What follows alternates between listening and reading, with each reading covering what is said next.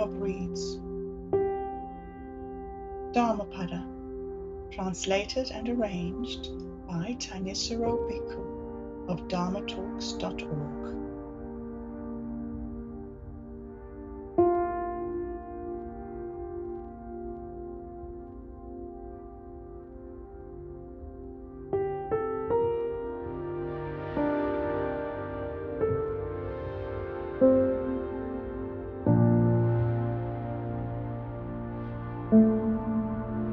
Dhammapada Chapter 1, Pairs. Phenomena are preceded by the heart, ruled by the heart, made of the heart. If you speak or act with a corrupted heart, then suffering follows you, as the wheel of the cart, the track of the ox that pulls it. Phenomena are preceded by the heart, ruled by the heart, made of the heart. If you speak or act with a calm, bright heart, then happiness follows you like a shadow that never leaves. He insulted me, hit me, beat me, robbed me. For those who brood on this, hostility isn't stilled. He insulted me, hit me, beat me, robbed me. For those who don't brood on this, hostility is stilled. Hostilities aren't stilled through hostility, regardless. Hostilities are stilled through non-hostility. This an unending truth. Unlike those who don't realize that we're here on the verge of perishing, those who do, their quarrels are stilled. One who stays focused on the beautiful is unrestrained with the senses, knowing no moderation in food, apathetic, unenergetic. Mara overcomes him as the wind a weak tree. One who stays focused on the foul is restrained with regard to the senses, knowing moderation in food, full of conviction and energy. Mara does not overcome him as the wind a mountain of rock. He who, depraved, devoid of truthfulness and self-control, puts on the ochre robe, does not deserve the ochre robe. But he who is free of depravity, endowed with truthfulness and self-control, well established in the precepts, truly deserves the ochre robe. Those who regard non-essence as essence and see essence as non don't get to the essence, ranging about in wrong resolves. But those who know essence as essence and non-essence as non get to the essence, ranging about in right resolves. As rain seeps into an ill-thatched hut, so passion the undeveloped mind. As rain doesn't seep into a well-thatched hut, so passion does not the well-developed mind.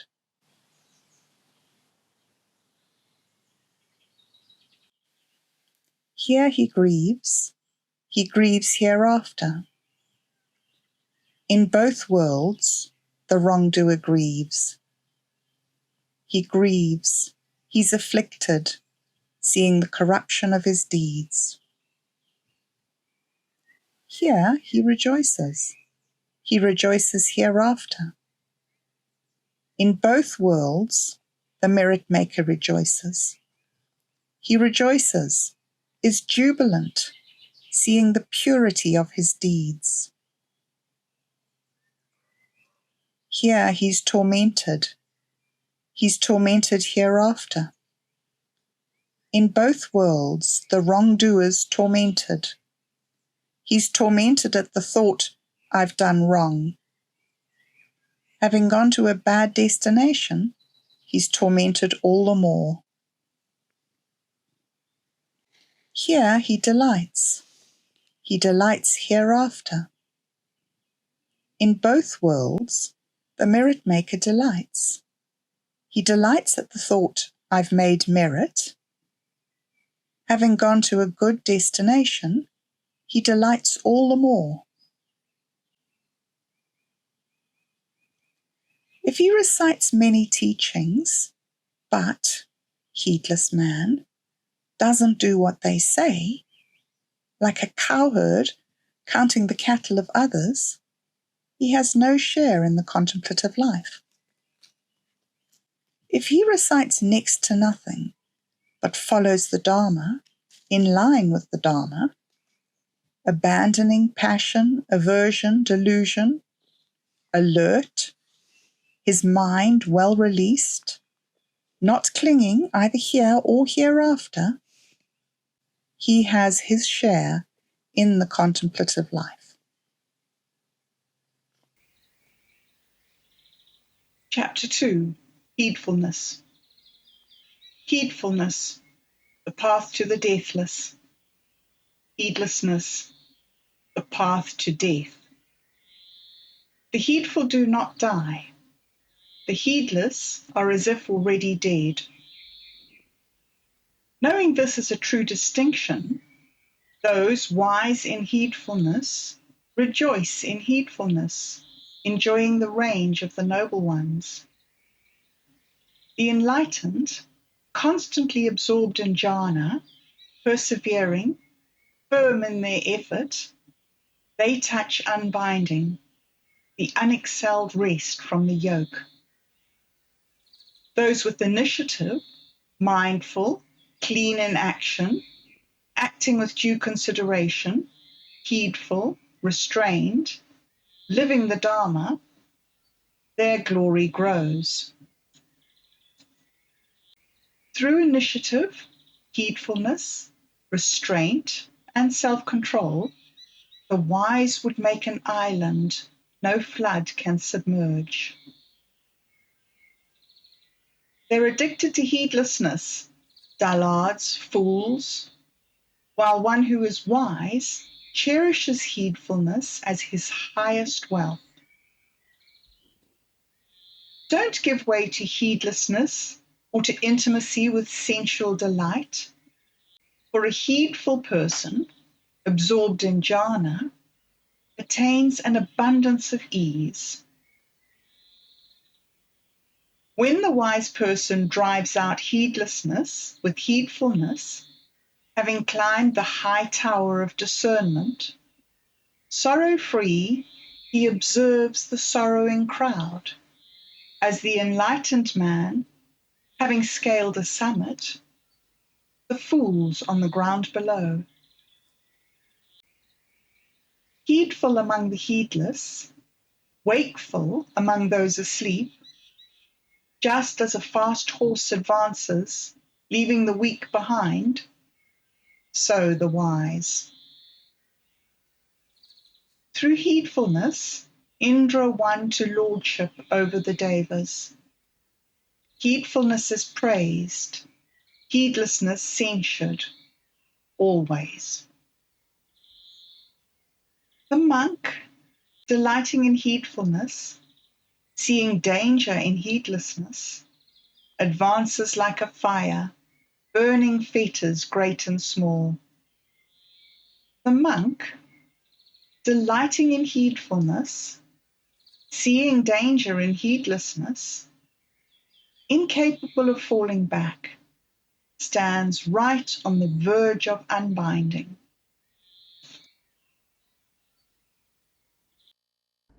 Chapter 3. The Mind. Quivering, wavering, hard to guard, to hold in check, the mind. The sage makes it straight, like a fletcher the shaft of an arrow. Like a fish pulled from its home in the water and thrown on land, This mind flips and flaps about to escape Mara's sway. Hard to hold down, nimble, alighting wherever it likes, the mind. Its taming is good. The mind well tamed brings ease. So hard to see, so very, very subtle, alighting wherever it likes, the mind. The wise should guard it. The mind protected brings ease. Wandering far, going alone, bodiless, lying in a cave, the mind. Those who restrain it, from Mara's bonds they'll be freed.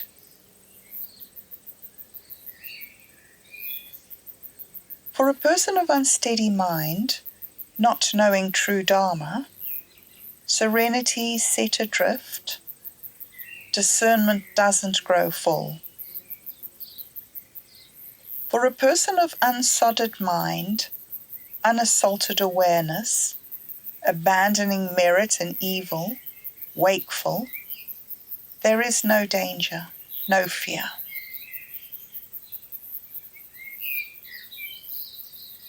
Knowing this body is like a clay jar, securing this mind like a fort. Attack Mara with the spear of discernment, then guard what's won without settling there, without laying claim. All too soon, this body will lie on the ground, cast off, bereft of consciousness, like a useless scrap of wood. Whatever an enemy might do to an enemy, or a foe to a foe, the ill-directed mind can do to you even worse. Whatever a mother, a father, or other kinsman might do to you, the well-directed mind can do for you even better. Chapter 4. Blossoms. Who will penetrate this earth and this realm of death with all its gods? Who will ferret out the well-taught Dharma saying, as the skillful flower arranger the flower? The learner on the path will penetrate this earth and this realm of death with all its gods. The learner on the path will ferret out the well-taught Dharma saying, as the skillful flower arranger the flower. Knowing this body is like foam, realizing its nature, a mirage, cutting out the blossoms of Mara, you go where the king of death can't see. The man immersed in gathering blossoms, his heart distracted, death sweeps him away, as a great flood, a village asleep. The man immersed in gathering blossoms, his heart distracted, insatiable in sensual pleasures, the end maker holds him under his sway. As a bee, without harming the blossom, its color, its fragrance, takes its nectar and flies away, so should the sage go through a village.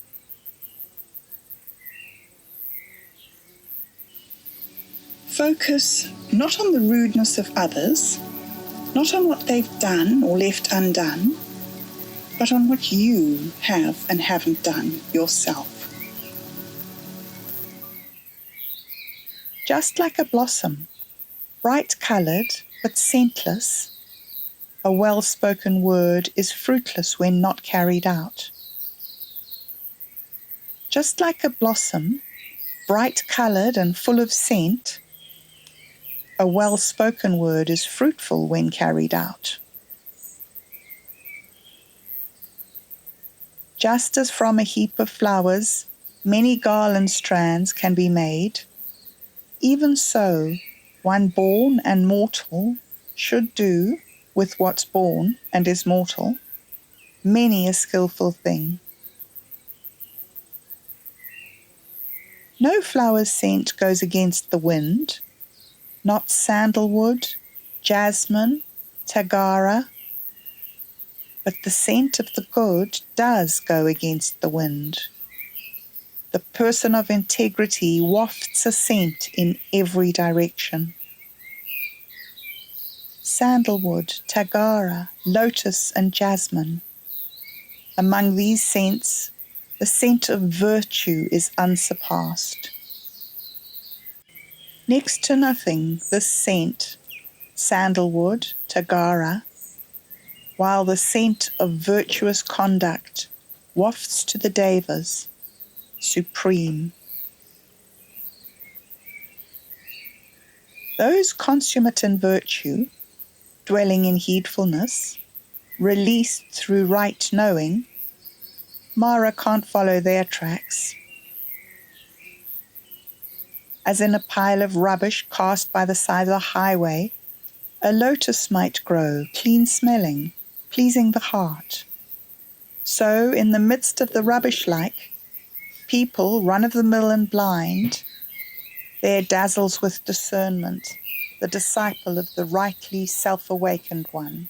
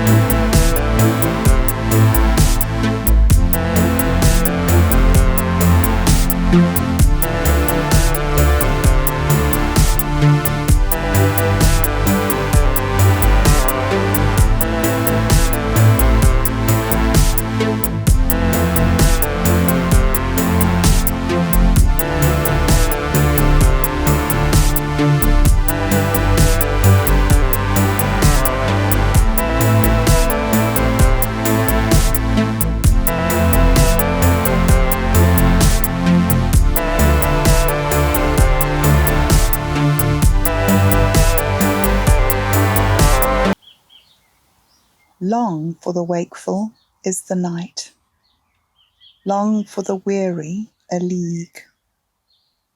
For fools, unaware of true Dharma, samsara is long. If, in your course, you don't meet your equal, your better, then continue your course firmly alone. There's no fellowship with fools. I have sons, I have wealth, the fool torments himself. When even he himself doesn't belong to himself, how then sons? How wealth? A fool, with a sense of his foolishness, is, at least to that extent, wise. But a fool who thinks himself wise really deserves to be called a fool. Even if for a lifetime the fool stays with the wise, he knows nothing of the Dharma, as the ladle the taste of the soup. Even if for a moment the perceptive person stays with the wise, he immediately knows the Dharma, as the tongue the taste of soup.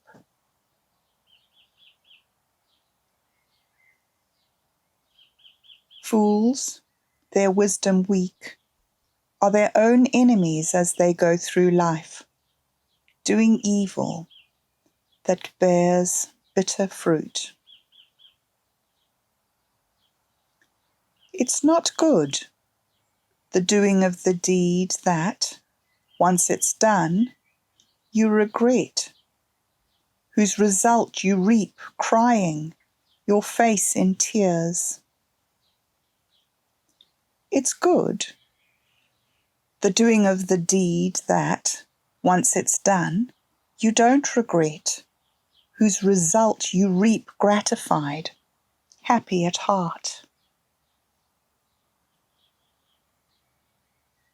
As long as evil has yet to ripen, the fool mistakes it for honey.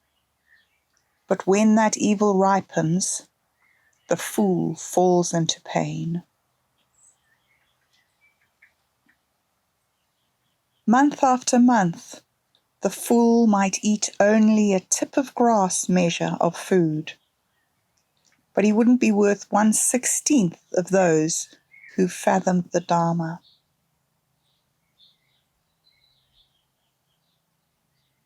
An evil deed, when done, doesn't, like ready milk, come out right away. It follows the fool, smouldering like a fire hidden in ashes. Only for his ruin does renown come to the fool. It ravages his bright fortune and rips his head apart. He would want unwarranted status, preeminence among monks, authority among monasteries, homage from lay families. Let householders and those gone forth both think that this was done by me alone. May I alone determine what's a duty and what's not. The resolve of a fool. As they grow, his desire and pride. The path to material gain goes one way, the way to unbinding another. Realizing this, the monk, a disciple to the awakened one, should not relish offerings, should cultivate seclusion instead.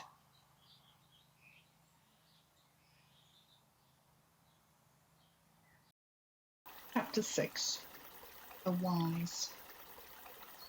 Regard him as one who points out treasure, the wise one who, seeing your faults, rebukes you.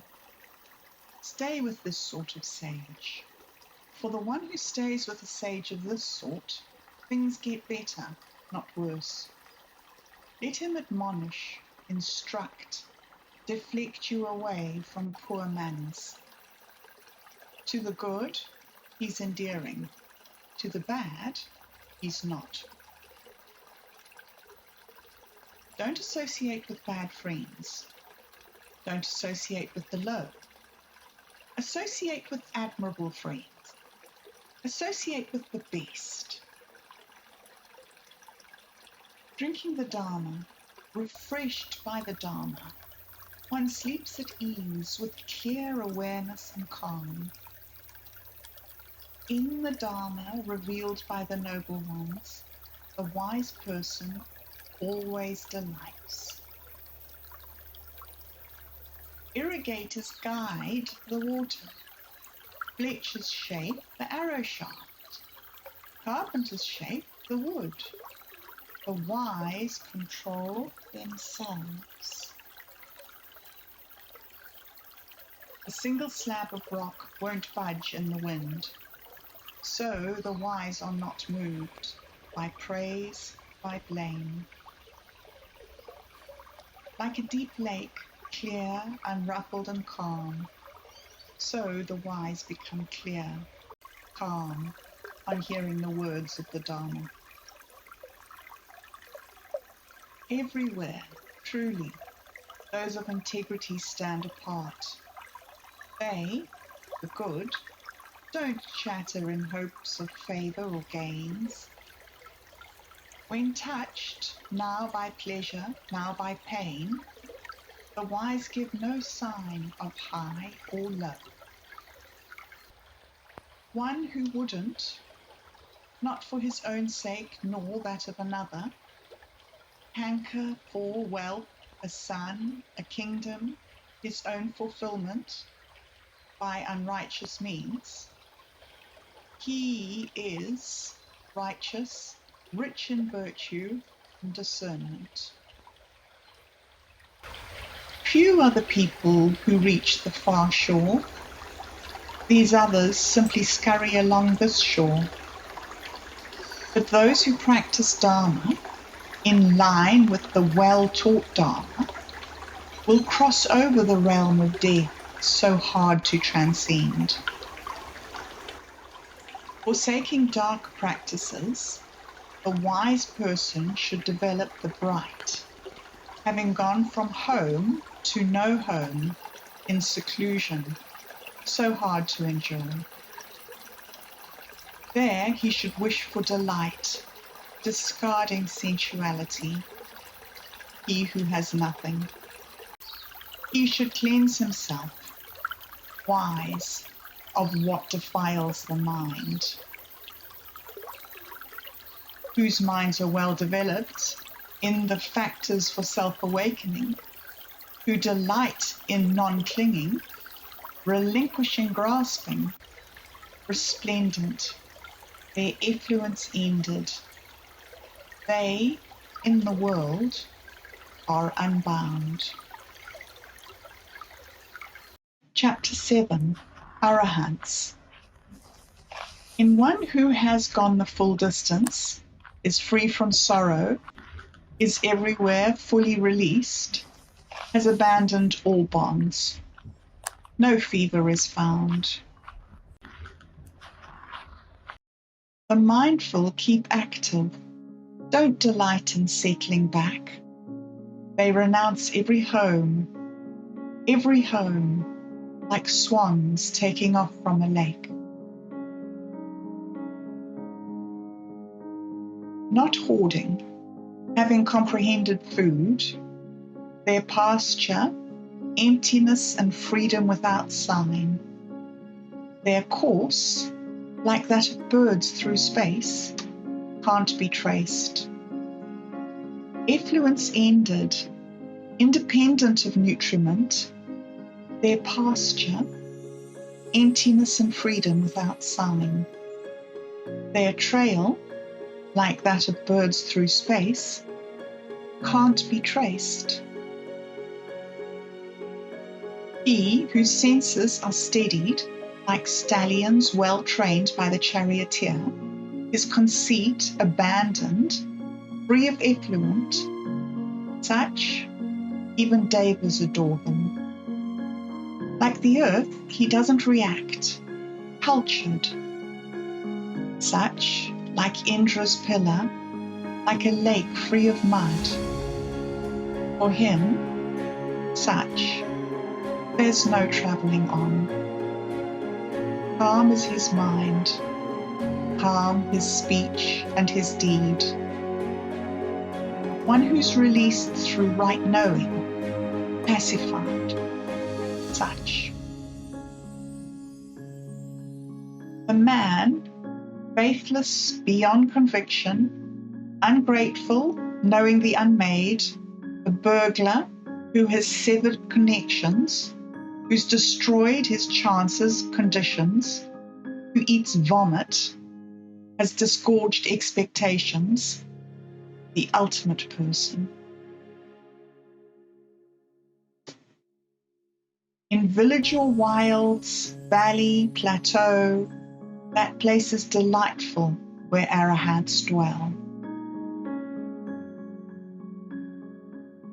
Delightful wilds where the crowds don't delight, those free from passion delight, for they're not searching for sensual pleasures.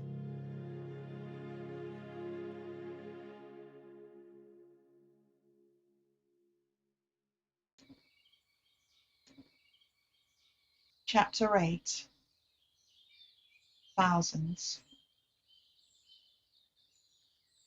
Better than if there were thousands of meaningless words is one meaningful word that on hearing brings peace. Better than if there were thousands of meaningless verses is one meaningful line of verse that on hearing brings peace.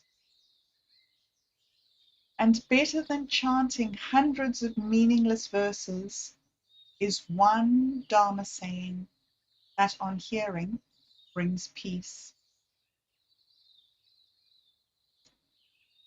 Greater in battle than the man who would conquer 1,000,000 men is he who would conquer just one, himself.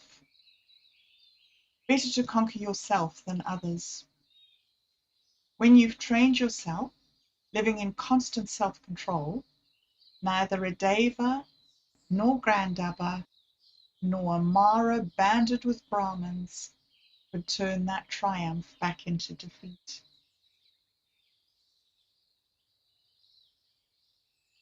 You could, month by month, at a cost of thousands, conduct sacrifices 100 times, or pay a single moment's homage to one person, self-cultivated. Better than 100 years of sacrifices would that act of homage be. You could, for 100 years, live in a forest, tending a fire, or pay a single moment's homage to one person, self-cultivated. Better than 100 years of sacrifices would that act of homage be. Everything offered or sacrificed in the world for an entire year by one seeking merit doesn't come to a fourth. Better to pay respect to those who've gone the straight way. If you're respectful by habit, constantly honoring the worthy, all things increase: long life, beauty, happiness, strength. Better than 100 years lived without virtue, uncentered, is one day lived by a virtuous person absorbed in jhana. And better than 100 years lived undiscerning, uncentered, is one day lived by a discerning person absorbed in jhana. And better than 100 years lived apathetic and unenergetic is one day lived energetic and firm.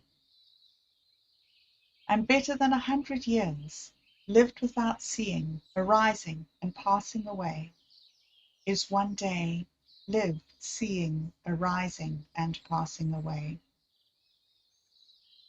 And better than 100 years lived without seeing the deathless state is one day lived seeing the deathless state. And better than 100 years lived without seeing the ultimate Dharma is one day lived seeing the ultimate Dharma.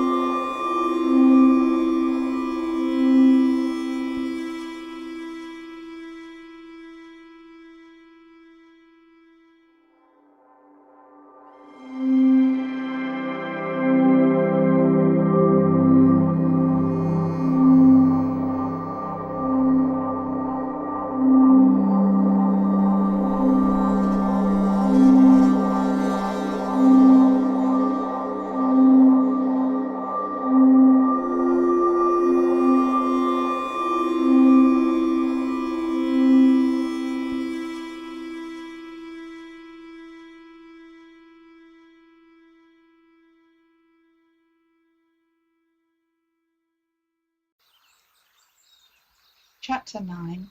Evil. Be quick in doing what's admirable.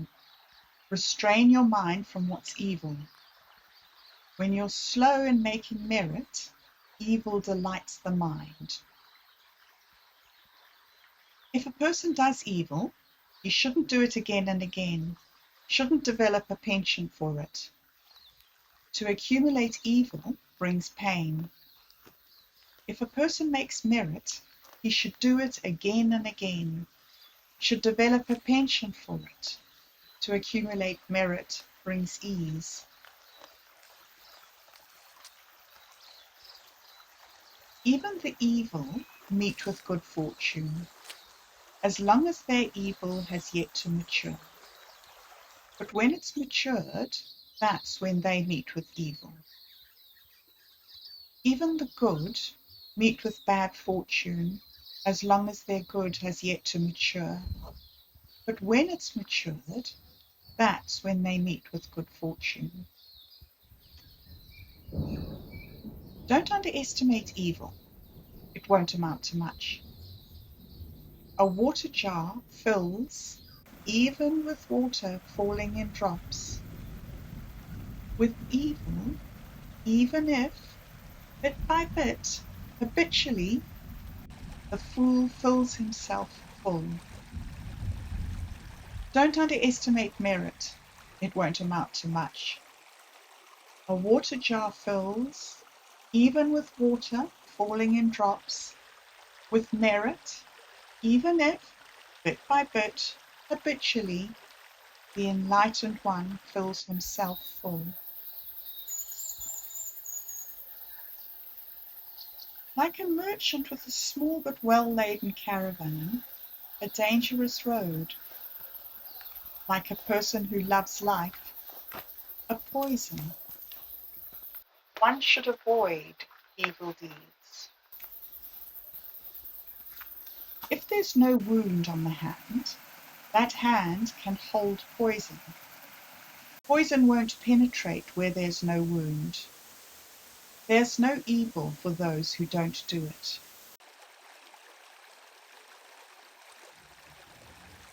Whoever harasses an innocent man, a man pure, without blemish, the evil comes right back to the fool like fine dust thrown against the wind. Some are born in the human womb, evildoers in hell. Those on the good course go to heaven, while those without effluent totally unbound.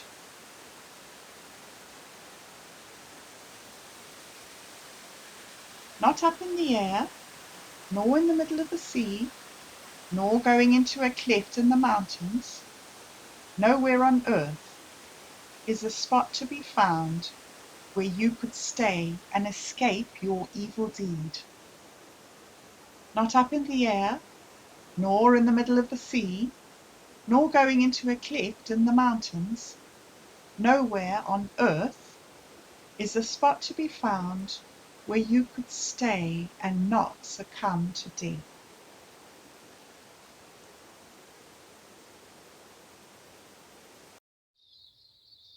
Chapter 10. The Rod. All tremble at the rod. All are fearful of death. Drawing the parallel to yourself, neither kill nor get others to kill. All tremble at the rod. All hold their life dear. Drawing the parallel to yourself, neither kill nor get others to kill.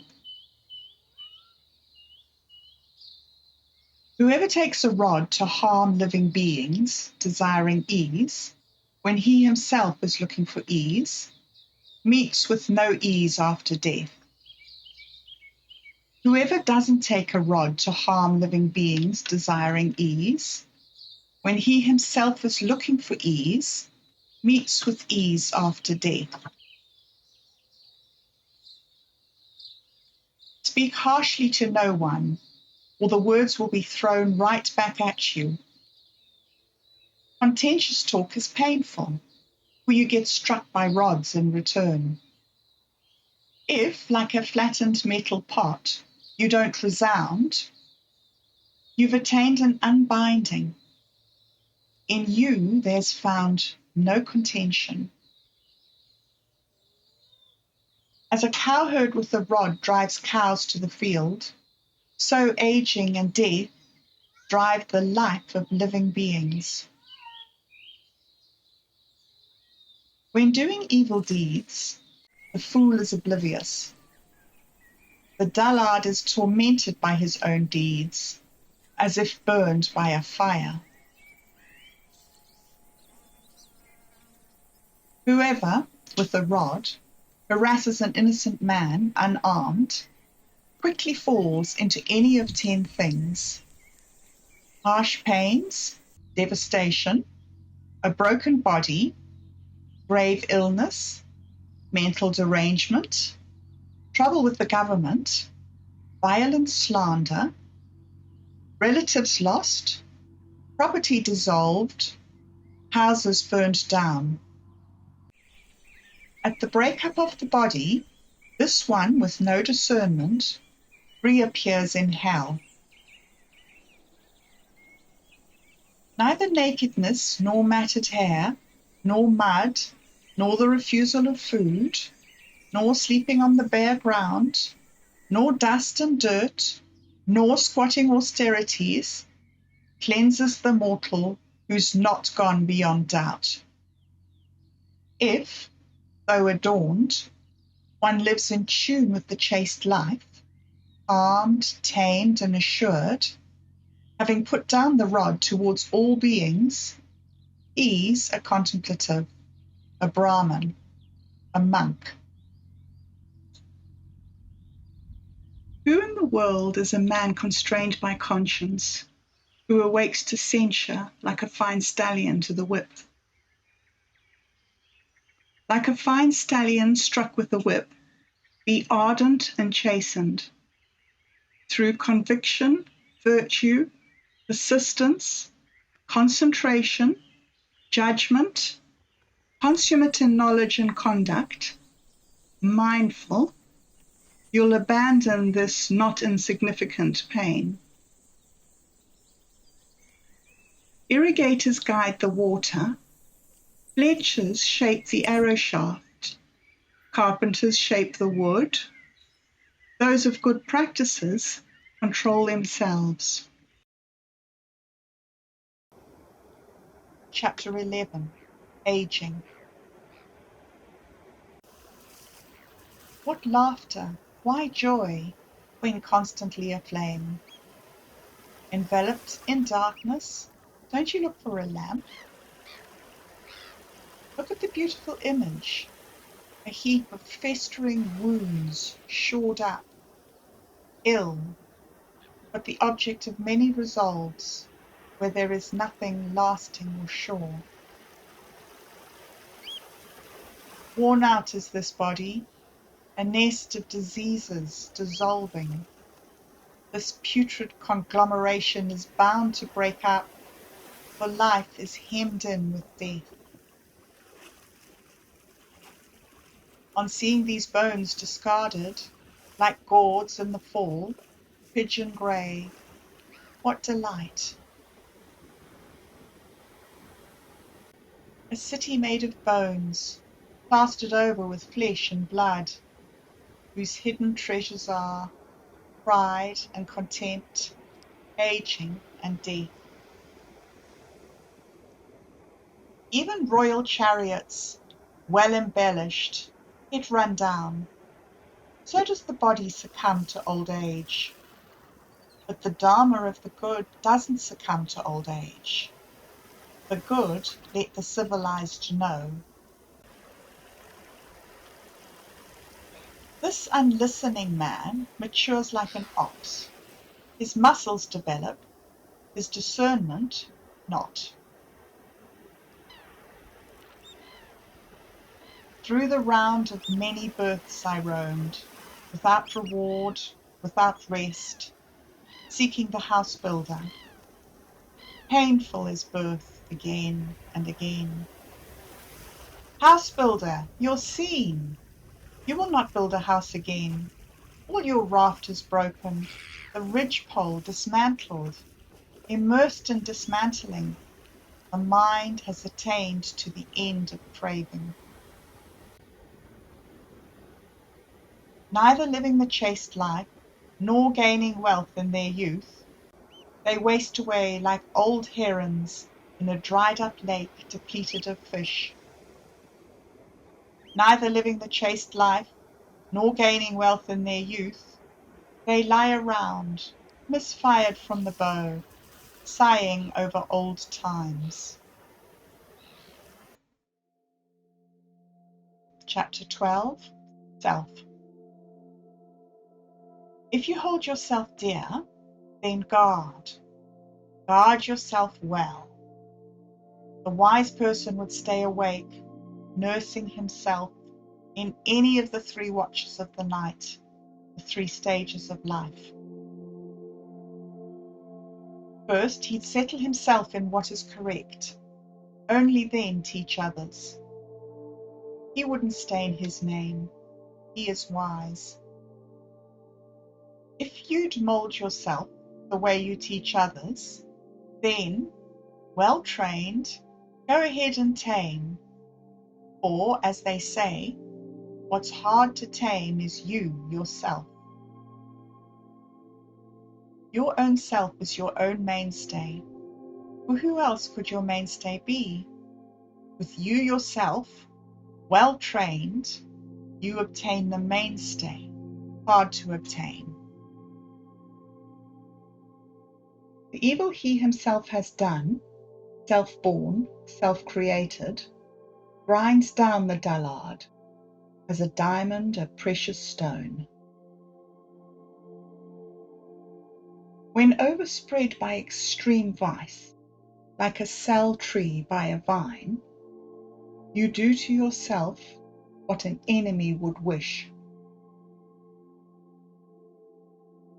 They're easy to do, things of no good and no use to yourself. What's truly useful and good is truly harder than hard to do. The teaching of those who live the Dharma, worthy ones, noble, whoever maligns it, a dullard inspired by evil view, bears fruit for his own destruction, like the fruiting of the bamboo. Evil is done by oneself. By oneself is one defiled. Evil is left undone by oneself. By oneself is one cleansed. Purity and impurity are one's own doing. No one purifies another. No other purifies one. Don't sacrifice your own welfare for that of another, no matter how great. Realizing your own true welfare, be intent on just that.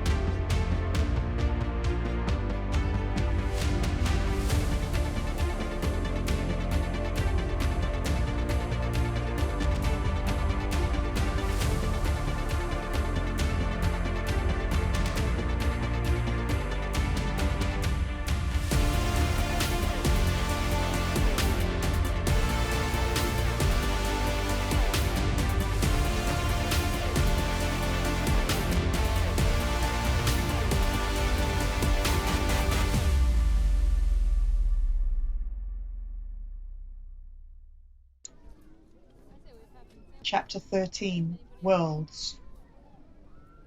Don't associate with lowly qualities. Don't consort with heedlessness. Don't associate with wrong views. Don't busy yourself with the world.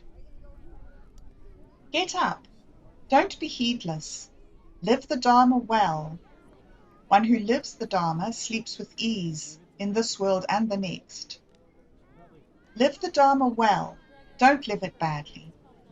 One who lives the Dharma sleeps with ease in this world and the next. See it as a bubble. See it as a mirage. One who regards the world this way, the king of death doesn't see. Come look at this world, all decked out like a royal chariot, where fools plunge in, while those who know don't cling. Who once was heedless, but later is not, brightens the world like a moon set free from a cloud. His evil done deed is replaced with skillfulness. He brightens the world like the moon set free from a cloud. Blinded this world, how few here see clearly. Just as birds who've escaped from a net are few, few are the people who make it to heaven. Swans fly the path of the sun. Those with the power fly through space. The enlightened flee from the world, having defeated the armies of Mara. The person who tells a lie, who transgresses in this one thing, transcending concern for the world beyond, there's no evil he might not do. No misers go to the world of the Devas. Those who don't praise giving are fools. The enlightened express their approval for giving, and so find ease in the world beyond.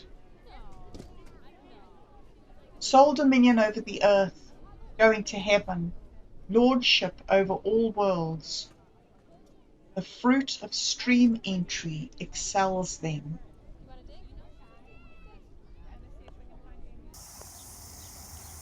Chapter 14, Awakened. Whose conquest can't be undone, whose conquest no one in the world can reach. Awakened, his pasture endless, pathless. By what path will you lead him astray?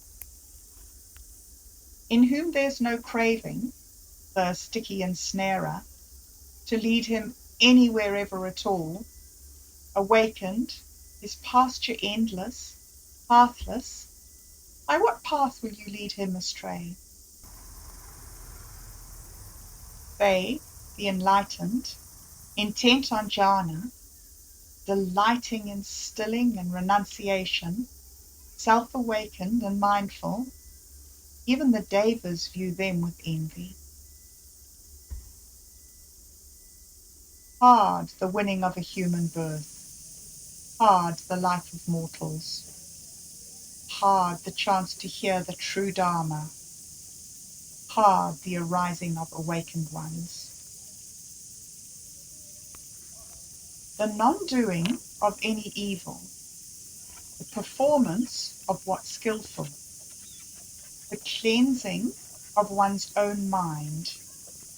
This is the teaching of the awakened.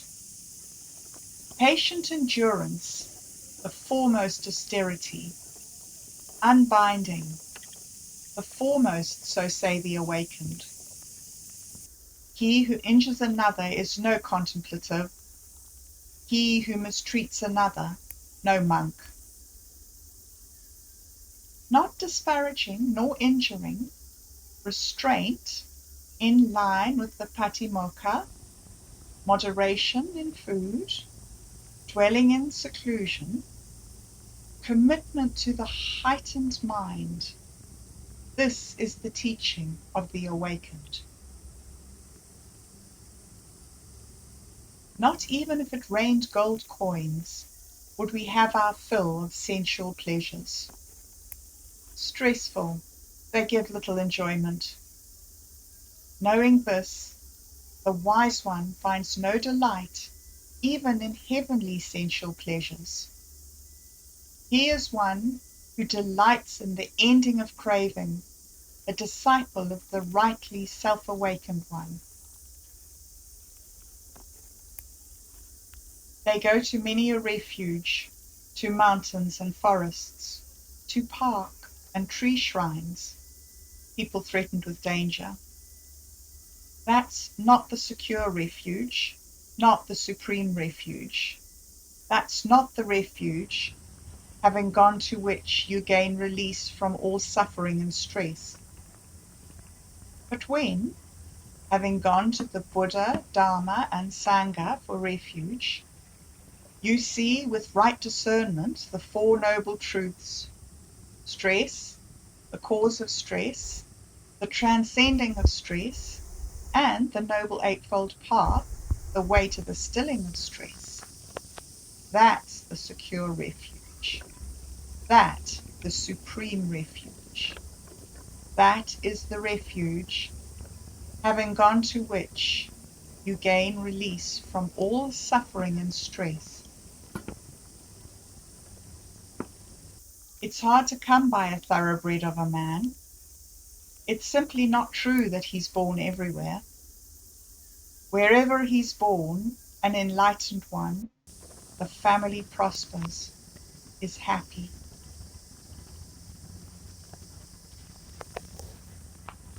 A blessing, the arising of awakened ones. A blessing, the teaching of true Dharma. A blessing, the concord of the Sangha. The austerity of those in concord is a blessing. If you worship those worthy of worship, awakened ones or their disciples, who've transcended objectification, crossed over lamentation and grief, who are unendangered, fearless, unbound, there's no measure for reckoning that your merit's this much. Chapter 15. Happy. How very happily we live, free from hostility among those who are hostile. Among hostile people, free from hostility we dwell. How very happily we live, free from misery, among those who are miserable. Among miserable people, free from misery we dwell. How very happily we live, free from busyness, among those who are busy. Among busy people, free from busyness we dwell. How very happily we live, we who have nothing. We will feed on rapture, like the radiant gods. Winning gives birth to hostility. Losing, one lies down in pain. The calmed lie down with ease, having set winning and losing aside.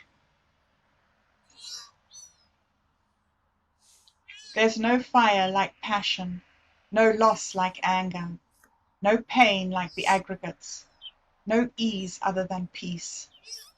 Hunger, the foremost illness. Fabrications, the foremost pain. For one knowing this truth, as it has come to be, unbinding is the foremost ease. Freedom from illness, the foremost good fortune. Contentment, the foremost wealth. Trust, the foremost kinship. Unbinding, the foremost ease. Drinking the nourishment, the flavour, of seclusion and calm, one is freed from evil, devoid of distress, refreshed with the nourishment of rapture in the Dharma.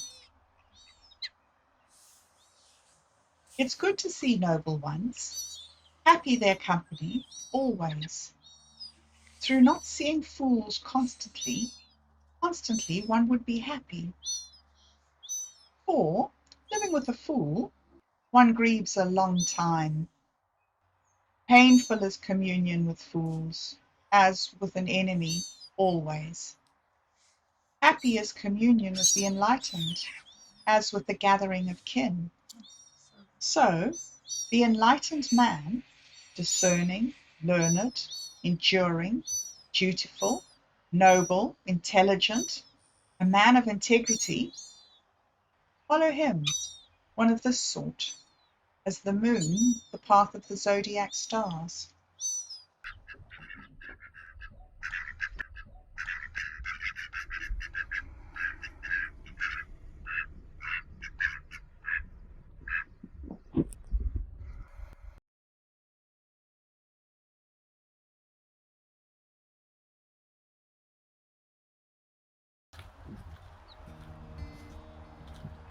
Chapter 16. Dear ones,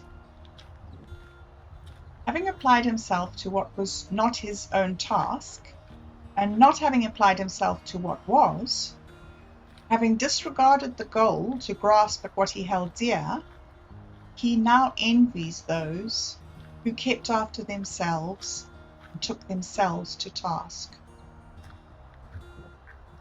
Don't ever, regardless, be co-joined with what's dear or undear.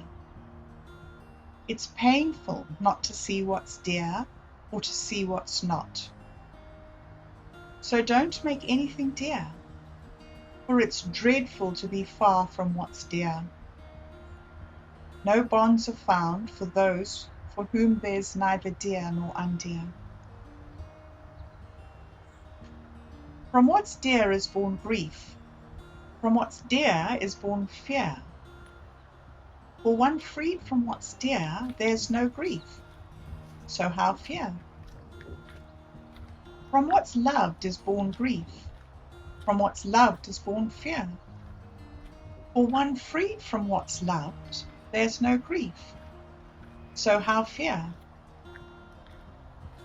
From delight is born grief. From delight is born fear.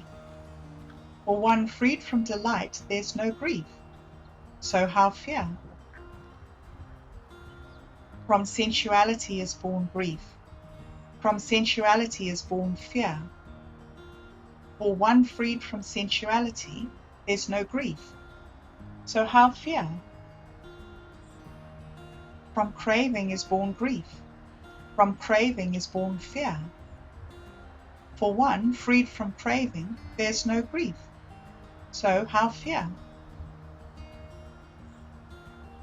One consummate in virtue and vision, judicious, speaking the truth, doing his own task, the world holds him dear.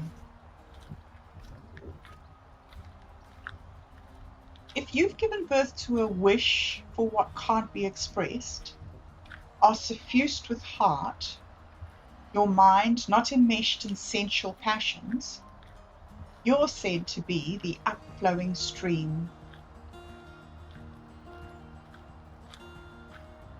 A man long absent comes home safe from afar. His kin, his friends, his companions delight in his return. In just the same way, when you've done good and gone from this world to the world beyond, your good deeds receive you as kin, someone dear come home.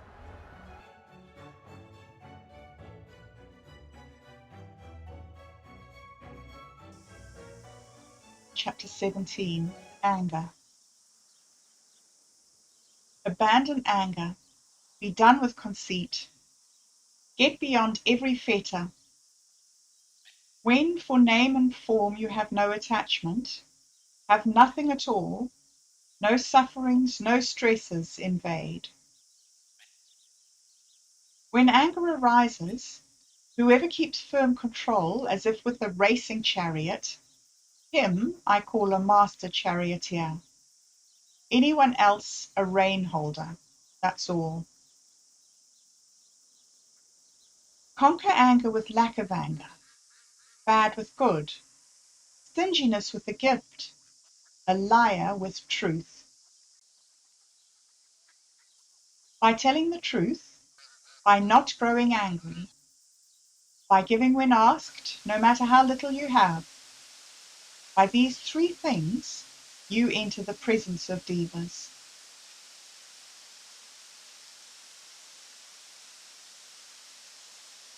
Gentle sages, constantly restrained in body, go to the unwavering state where, having gone, there's no grief. Those who always stay wakeful, training by day and by night, keen on unbinding, their effluence come to an end. This has come down from old, Atula, and not just from today. They find fault with one who sits silent. They find fault with one who speaks a great deal. They find fault with one who measures his words. There's no one unfaulted in the world. There never was, will be, nor at present is found anyone entirely faulted or entirely praised. If knowledgeable people praise him, having observed him day after day to be blameless in conduct, intelligent, endowed with discernment and virtue, like an ingot of gold, who's fit to find fault with him? Even devas praise him. Even by Brahma he's praised. Guard against anger erupting in body. In body be restrained. Have abandoned bodily misconduct. Live conducting yourself well in body. Guard against anger erupting in speech. In speech be restrained. Having abandoned verbal misconduct, live conducting yourself well in speech. Guard against anger erupting in mind. In mind be restrained. Having abandoned mental misconduct, live conducting yourself well in mind. Those restrained in body be enlightened. Restrained in speech and mind, enlightened, are the ones whose restraint is secure.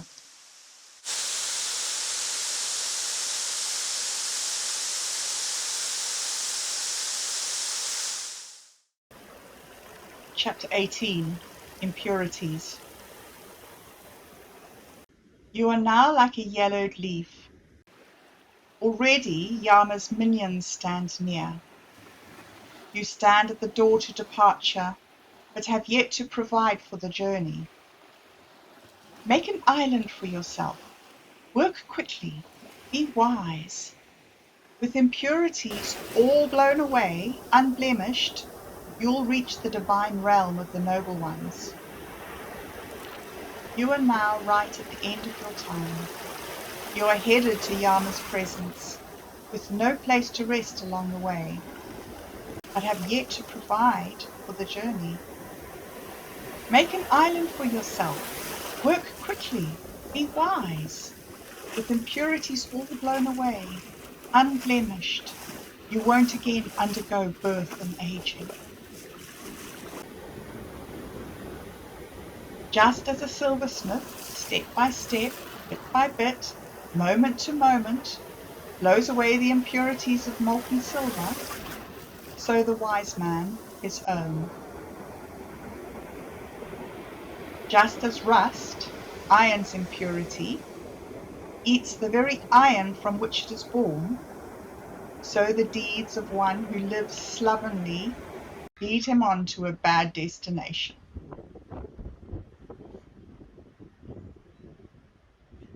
No recitation, the ruinous impurity of chance. No initiative of a household. Indolence of beauty. Heedlessness of a guard. In a woman, misconduct is an impurity. In a donor, stinginess. Evil deeds are the real impurities in this world and the next. More impure than these impurities is the ultimate impurity, ignorance. Having abandoned this impurity, monks, pure impurity free. Life's easy to live for someone unscrupulous, cunning as a crow, corrupt, backbiting, forward and brash. But for someone who's constantly scrupulous, cautious, observant, sincere, pure in his livelihood, clean in his pursuits, it's hard. Whoever kills, lies, steals, goes to someone else's wife, and is addicted to intoxicants, digs himself up by the root right here in this world. So know, my good man, that bad deeds are reckless. Don't let greed and unrighteousness oppress you with long-term pain. People give in line with their faith, in line with conviction. Whoever gets flustered at food and drink given to others attains no concentration by day or by night. But one in whom this is cut through, uprooted, wiped out, attains concentration by day or by night. There's no fire like passion, no seizure like anger, no snare like delusion, no river like craving. It's easy to see the errors of others, but hard to see your own. You winnow like chaff the errors of others, but conceal your own. Like a cheat, an unlucky throw. If you focus on the errors of others, constantly finding fault, your effluents flourish. You're far from their ending. There's no trail in space, no outside contemplative. People are smitten with objectification, but devoid of objectification are the Tathagatas. There's no trail in space, no outside contemplative, no eternal fabrications, no wavering in the awakened. Chapter 19, The Judge. To pass judgment hurriedly doesn't mean you're a judge. The wise one, weighing both the right judgment and wrong, judges others impartially, unhurriedly, in line with the Dharma, guarding the Dharma, guarded by Dharma, intelligent. He's called a judge. Simply talking a lot doesn't mean one is wise. Whoever's secure, no hostility, fear, is said to be wise. Simply talking a lot doesn't maintain the Dharma. Whoever, although he's heard next to nothing, sees Dharma through his body, is not heedless of Dharma. He's one who maintains the Dharma.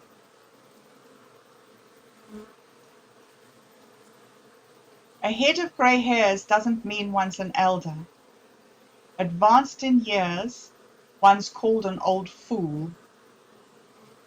But one in whom there is truth, restraint, rectitude, gentleness, self-control, he's called an elder.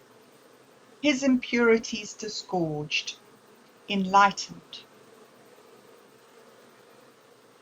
Not by suave conversation or lotus-like colouring does an envious, miserly cheat become an exemplary man. But one in whom this is cut through, uprooted, wiped out, he is called an exemplary, his aversion disgorged, intelligent. A shaven head doesn't mean a contemplative. The liar, observing no duties, filled with greed and desire, what kind of contemplative's he? But whoever tunes out the dissonance of his evil qualities, large or small, in every way, by bringing evil to consonance, he's called a contemplative. Begging from others doesn't mean one's a monk. As long as one follows householders' ways, one is no monk at all. But whoever puts aside both merit and evil, and, living the chaste life, judiciously goes through the world, he is called a monk. Not by silence does someone confused and unknowing turn into a sage, but whoever, wise, as if holding the scales, taking the excellent, rejects evil deeds, he's a sage. That's how he's a sage. Whoever can weigh both sides of the world, that's how he's called a sage. Not by harming life does one become noble. One is termed noble for being gentle to all living things. Monk, don't, on account of your habits and practices, great erudition, concentration attainments, secluded dwelling, or the thought, I touch the renunciate ease that run-of-the-mill people don't know. Ever let yourself get complacent when the ending of effluence is still unattained. Chapter 20. Path. Of paths, the eightfold is best. Of truths, the four sayings. Of qualities, dispassion. Of two-footed beings, the one with the eyes to see.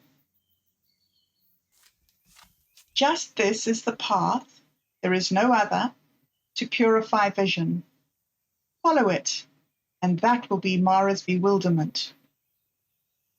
Following it, you put an end to suffering and stress. I have taught you this path, having known, or your knowing, the extraction of arrows. It's for you to strive ardently. Tathagatas simply point the way. Those who practice, absorbed in jhana, from Mara's bonds, they'll be freed.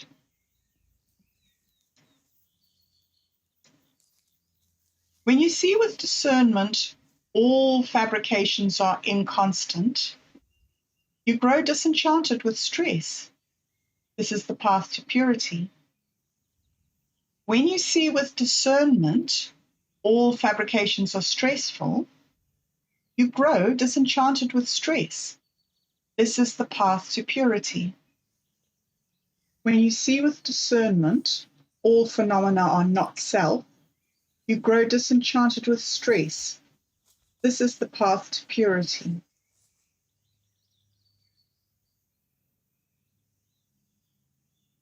At the time for initiative, he takes no initiative.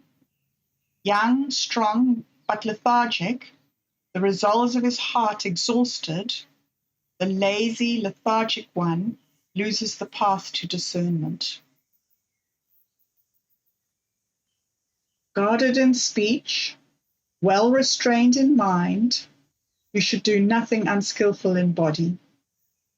Purify these three courses of action. Bring to fruition the path that seers have proclaimed.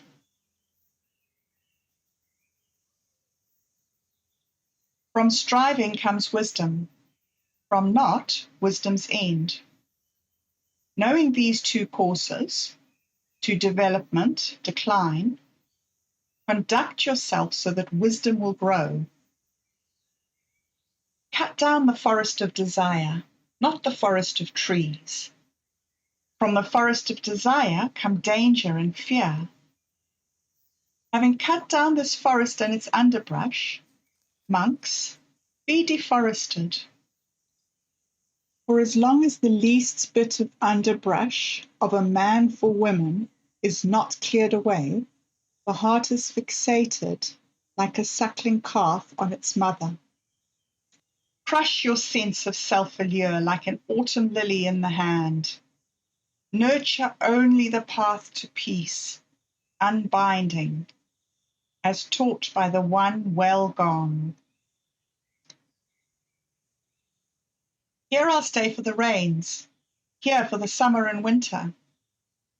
So imagines the fool, unaware of obstructions. That drunk on his sons and cattle man, all tangled up in the mind, death sweeps him away as a great flood, a village asleep. There are no sons to give shelter, no father, no family for one seized by the ender, no shelter among kin. Realizing this force of reasoning, the wise man, restrained by virtue, should make the path pure, right away, that goes all the way to unbinding.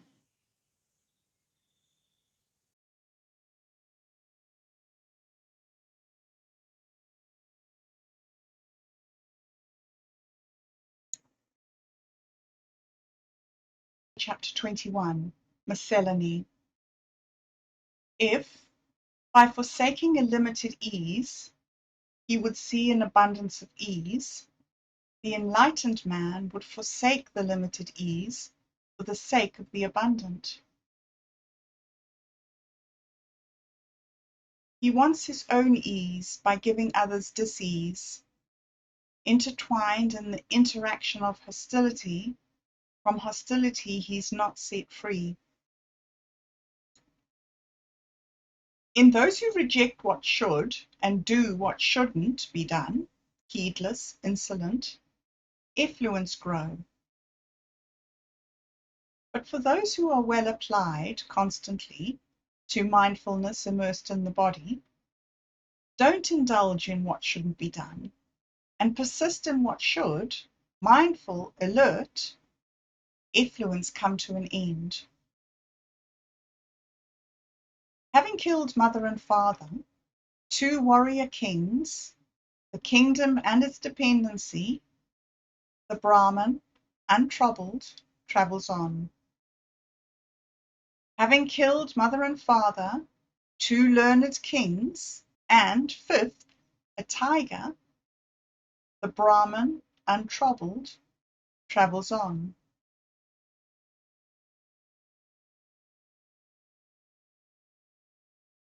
They awaken, always wide awake, Gotama's disciples, whose mindfulness, both day and night, is constantly immersed in the Buddha. They awaken, always wide awake, Gotama's disciples, whose mindfulness, both day and night, is constantly immersed in the Dharma. They awaken, always wide awake, Gotama's disciples, whose mindfulness, both day and night, is constantly immersed in the Sangha. They awaken, always wide awake, Gotama's disciples, whose mindfulness, both day and night, is constantly immersed in the body.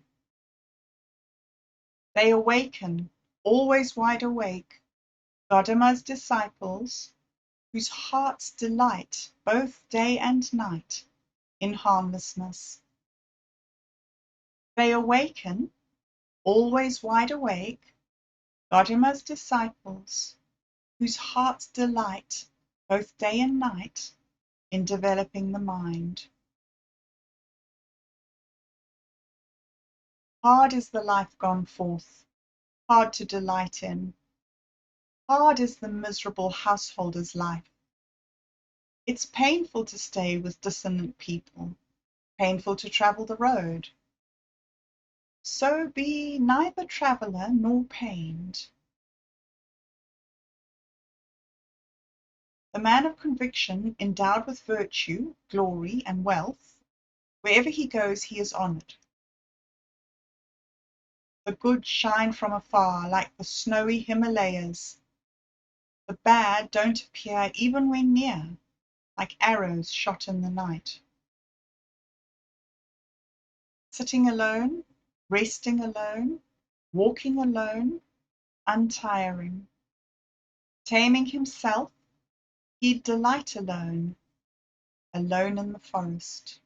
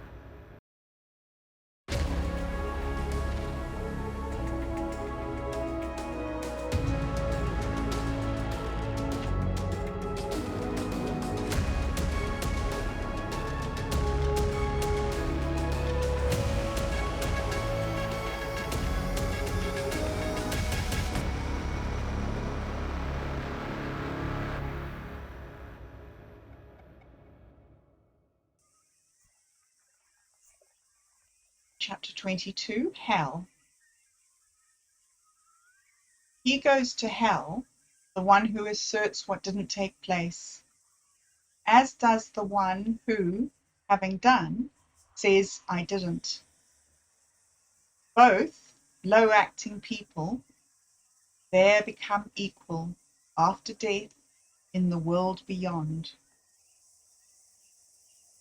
An ochre robe tied round their necks, many with evil qualities, unrestrained evil, re-arise because of their evil acts in hell. Better to eat an iron ball glowing a flame than that, unprincipled and unrestrained, you should eat the arms of the country.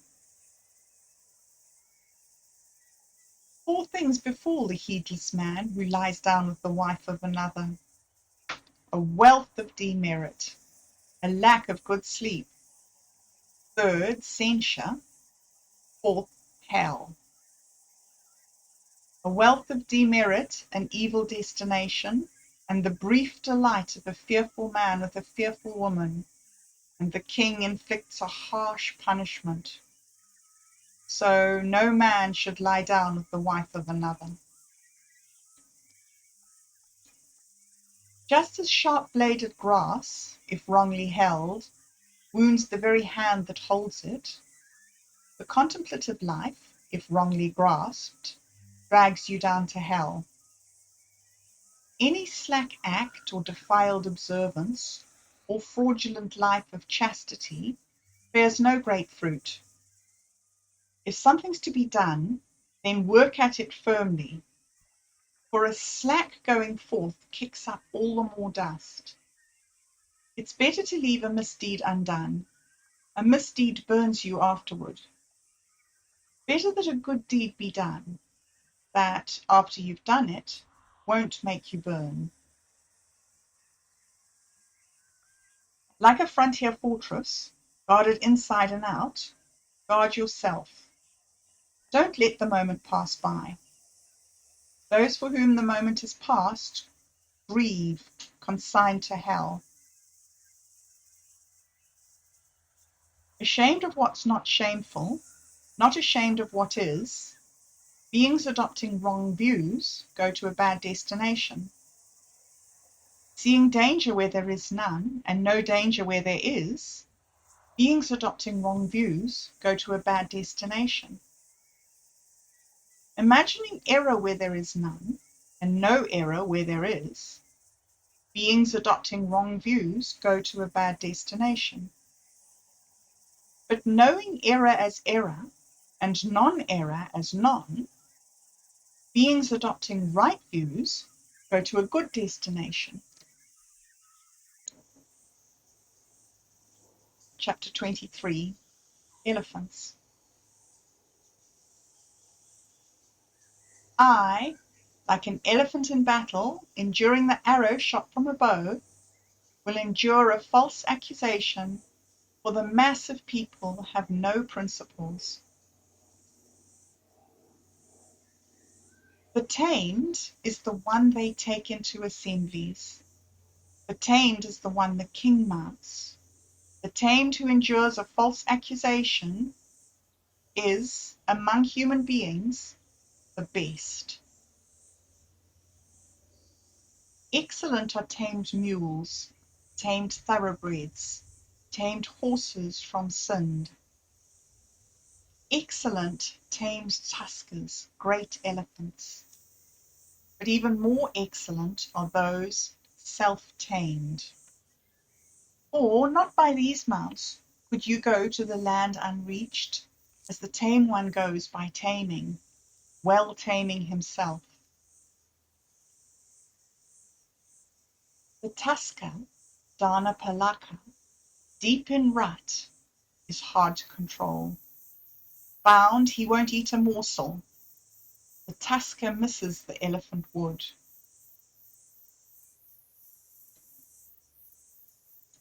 When torpid and overfed, a sleepy head lolling about like a stout hog fattened on fodder, The dullard enters the womb over and over again. Before, this mind went wandering however it pleased, wherever it wanted, by whatever way that it liked.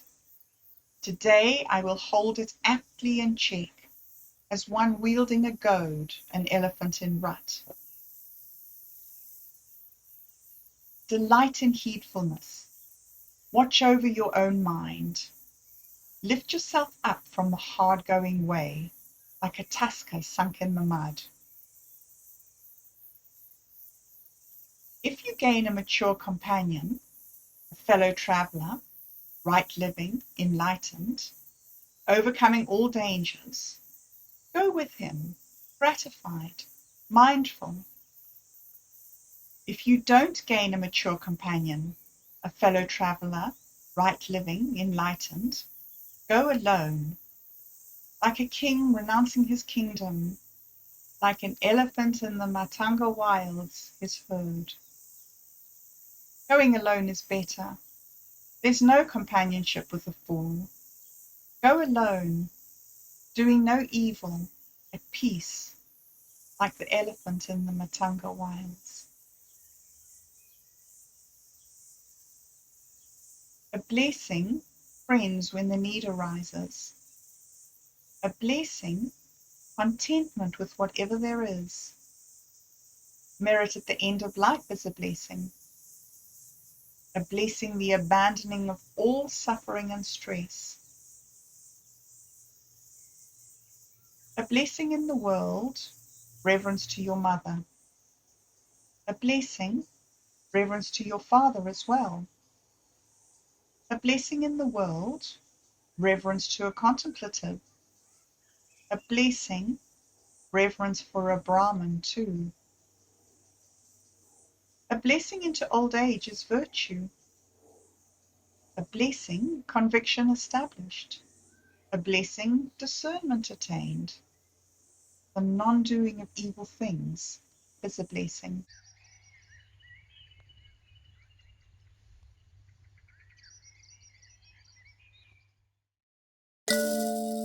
Chapter 24. Craving. When a person lives heedlessly, his craving grows like a creeping vine. He runs now here and now there, as if looking for fruit, a monkey in the forest. If this sticky, uncouth craving overcomes you in the world, your sorrows grow like wild grass after rain. If, in the world, you overcome this uncouth craving, hard to escape, sorrows roll off you like water beads off a lotus. To all of you gathered here, I say, good fortune. Dig up craving, as when seeking medicinal roots, wild grass, by the root. Don't let Mara cut you down, as a raging river a reed, over and over again. If its root remains undamaged and strong, a tree, even if cut, will grow back. So too, if craving obsession is not rooted out, this suffering returns again and again. He whose 36 streams, flowing to what is appealing, are strong, the currents, resolves based on passion, carry him of base views away. They flow every which way, the streams, but the sprouted creeper stays in place. Now, seeing that the creeper's arisen, cut through its root with discernment. Loosened and oiled are the joys of a person. People bound by enticement, looking for ease, to birth and aging they go. Encircled with craving, people hop round and around, like a rabbit caught in a snare. Tied with fetters and bonds, they go on to suffering again and again, for long. Encircled with craving, people hop round and around like a rabbit caught in a snare. So a monk should dispel craving, should aspire to dispassion for himself. Cleared of the underbrush, but obsessed with the forest, set free from the forest, right back to the forest he runs. Come, see the person set free who runs right back to the same old chains. That's not a strong bond, so say the enlightened, the one made of iron, of wood, or of grass. To be smitten, enthralled, with jewels and ornaments, longing for children and wives. That's the strong bond, so say the enlightened, one that's constraining, elastic, hard to untie. But having cut it, they, the enlightened, go forth, free of longing, abandoning sensual ease. Those smitten with passion fall back into a self-made stream, like a spider snared in its web. But, having cut it, the enlightened set forth, free of longing, abandoning all suffering and stress. Gone to the beyond of becoming, you let go of in front, let go of behind, let go of between. With a heart everywhere released, you don't come again to birth and aging. For a person, forced on by his thinking, fierce in his passion, focused on beauty, craving grows all the more. He's the one who tightens the bond. But one who delights in the stilling of thinking, always mindful, cultivating a focus on the fowl, he's the one who will make an end, the one who will cut Mara's bond.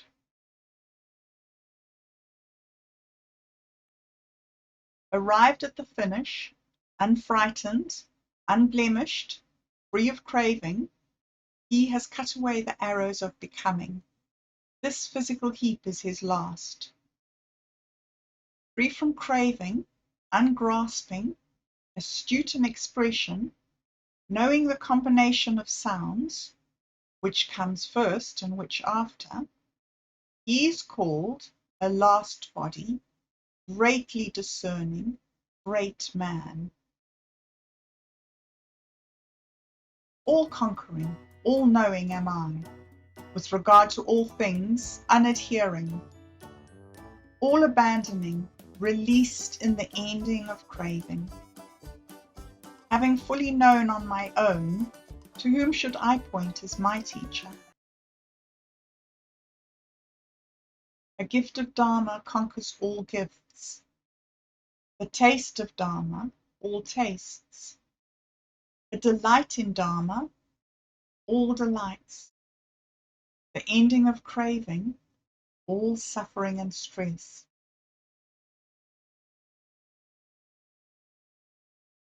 Riches ruin the man weak in discernment, but not those who seek the beyond. Through craving for riches, the man weak in discernment ruins himself as he would others.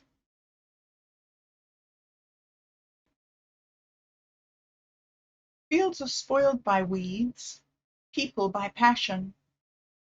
So what's given to those free of passion bears great fruit. Fields are spoiled by weeds, people by aversion. So what's given to those free of aversion bears great fruit. Fields are spoiled by weeds, people by delusion. So what's given to those free of delusion bears great fruit. Fields are spoiled by weeds, people by longing. So what's given to those free of longing, bears great fruit.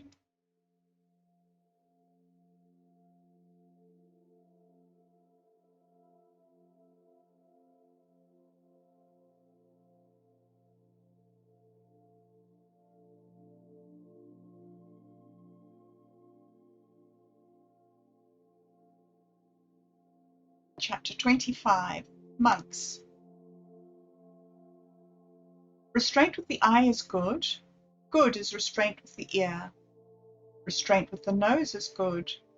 Good is restraint with the tongue. Restraint with the body is good. Good is restraint with speech. Restraint with the heart is good. Good is restraint everywhere. A monk, everywhere restrained, is released from all suffering and stress.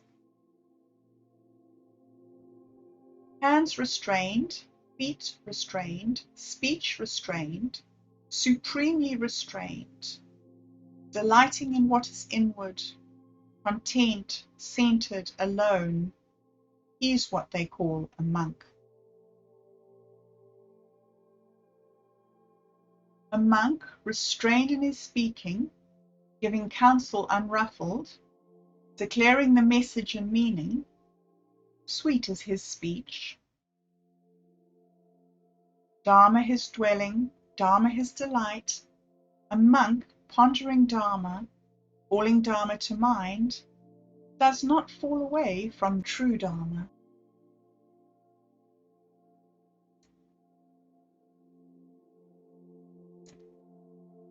Gains. Don't treat your own with scorn. Don't go coveting those of others. A monk who covets those of others attains no concentration. Even if he gets next to nothing, he doesn't treat his gains with scorn. Living purely, untiring, he's the one that the devas praise. For whom, in name and form, in every way, there's no sense of mine, and who doesn't grieve for what's not, he's deservedly called a monk.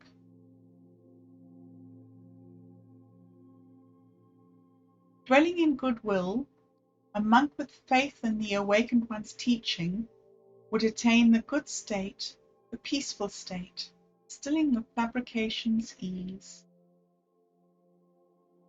Monk, bail out this boat. It will take you lightly when bailed. Having cut through passion, aversion, you go from there to unbinding. Cut through 5, let go of 5, and develop 5 above all. A monk gone past 5 attachments is said to have crossed the flood. Practice jhana, monk, and don't be heedless. Don't take your mind roaming in sensual strands. Don't swallow, heedless, the ball of iron aflame. Don't burn and complain, this is pain.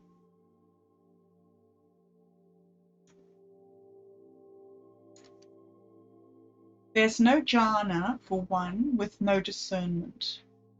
No discernment for one with no jhana. But one with both jhana and discernment, he is on the verge of unbinding. A monk with his mind at peace, going into an empty dwelling, clearly seeing the Dharma aright, his delight is more than human. However it is he touches the arising and passing of aggregates, he gains rapture and joy.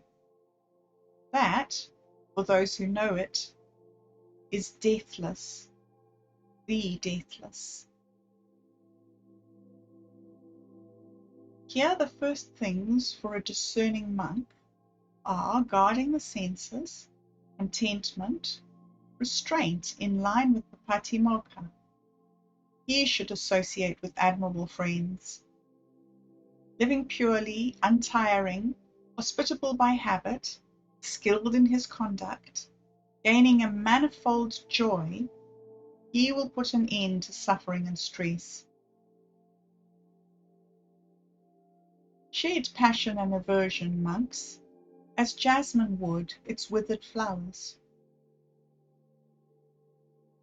Calmed in body, calmed in speech, well centered and calm, having disgorged the baits of the world, a monk is called thoroughly calmed. You, yourself, should reprove yourself, should examine yourself. As a self-guarded monk, with guarded self, mindful, you dwell at ease. Your own self is your own mainstay. Your own self is your own guide. Therefore, you should watch over yourself as a trader of fine steed. A monk with manifold joy, with faith in the awakened one's teaching, would attain the good state, the peaceful state, stilling of fabrication's ease. A young monk who strives in the awakened one's teaching brightens the world like the moon set free from a cloud. Chapter 26. Brahmins. Having striven, Brahman, cut the stream, expel sensual passions. Knowing the ending of fabrications, Brahman, you know the unmade. When the Brahman has gone to the beyond of two things, then all his fetters go to their end. He who knows. One who's beyond or not beyond, or beyond and not beyond, can't be found, unshackled, carefree, he is what I call a Brahmin. Sitting silent, dustless, absorbed in jhana, his task done, effluence gone, ultimate goal attained, he is what I call a Brahmin.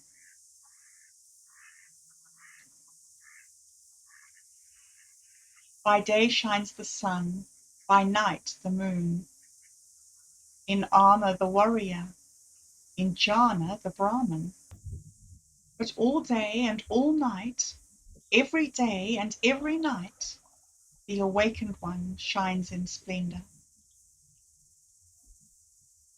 He is called a Brahmin for having banished his evil, a contemplative for living in consonance, one gone forth for having forsaken his own impurities. One should not strike a Brahmin, nor should the Brahmin let loose with his anger. Shame on a Brahmin's killer, more shame on the Brahmin whose anger's let loose. Nothing's better for the Brahmin than when the mind is held back from what is endearing and not. However, his harmful heartedness wears away. That's how stress simply comes to rest. Whoever does no wrong in body, speech, heart, is restrained in these three ways, he is what I call a Brahmin. The person from whom you would learn the Dharma, taught by the rightly self-awakened one, you should honor him with respect, as a Brahmin the flame for a sacrifice. Not by matted hair, by clan, or by birth is one a Brahmin. Whoever has truth and rectitude, he is a pure one, he a Brahmin. What's the use of your matted hair, you dullard? What's the use of your deerskin cloak? The tangle's inside you, you comb the outside.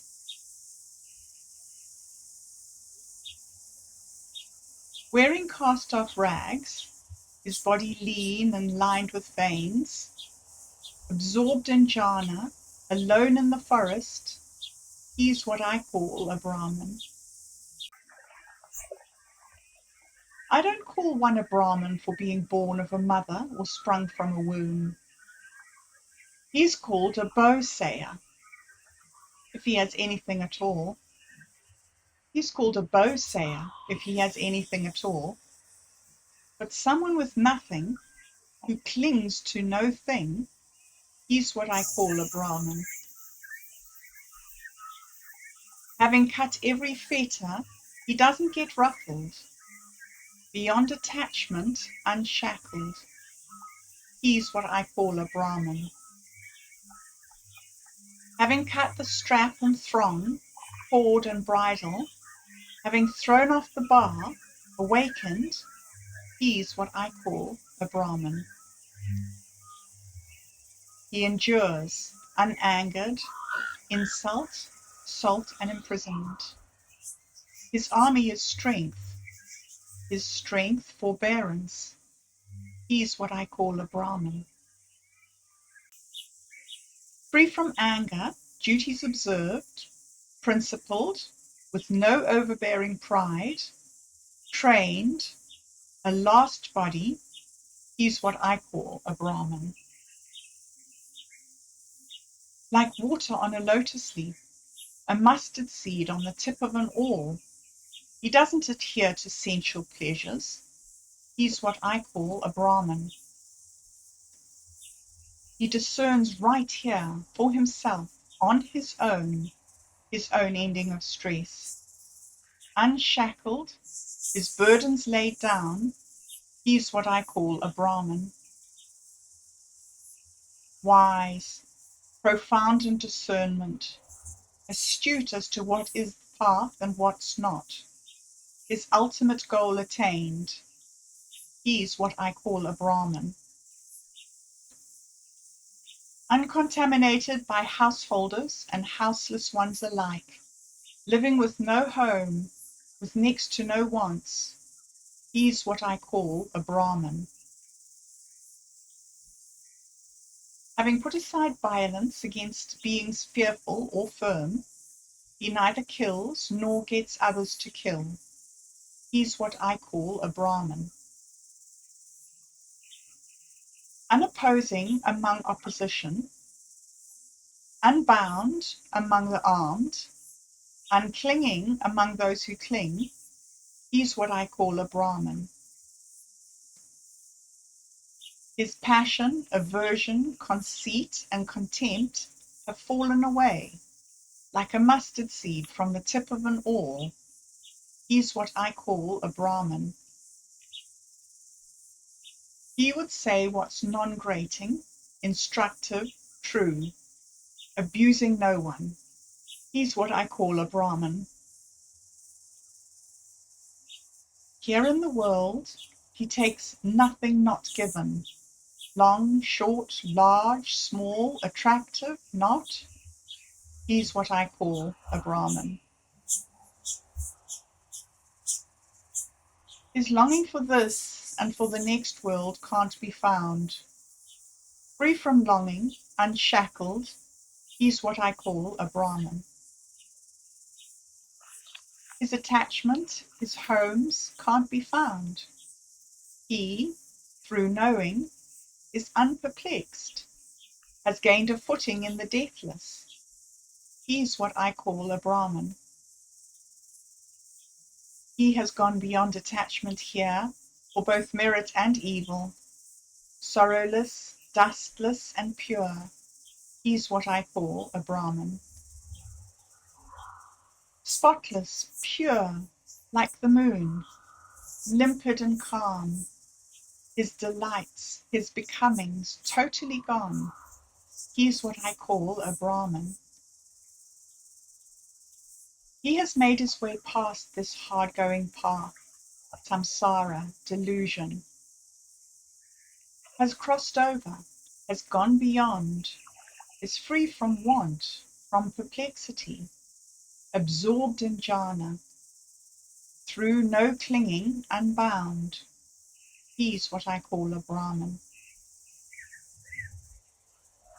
Whoever, abandoning sensual pleasures here, would go forth from home, his sensual passions, becomings, totally gone, he's what I call a Brahmin.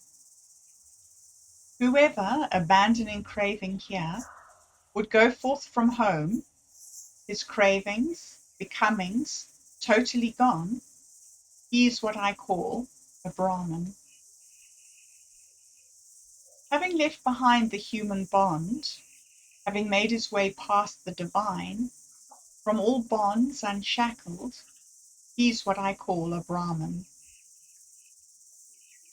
Having left behind delight and displeasure, cooled with no acquisitions, a hero who has conquered all the world, every world, he's what I call a Brahman. He knows in every way beings passing away, and their re-arising, unattached, awakened, well gone, he's what I call a Brahman. He whose course they don't know, devas, gandhabas, and human beings, his effluence ended, an arahant, he's what I call a Brahman. He who has nothing, in front, behind, in between, the one with nothing who clings to no thing, he's what I call a Brahman. A splendid bull, conqueror, hero, great seer, free from want, awakened, washed, he's what I call a Brahman.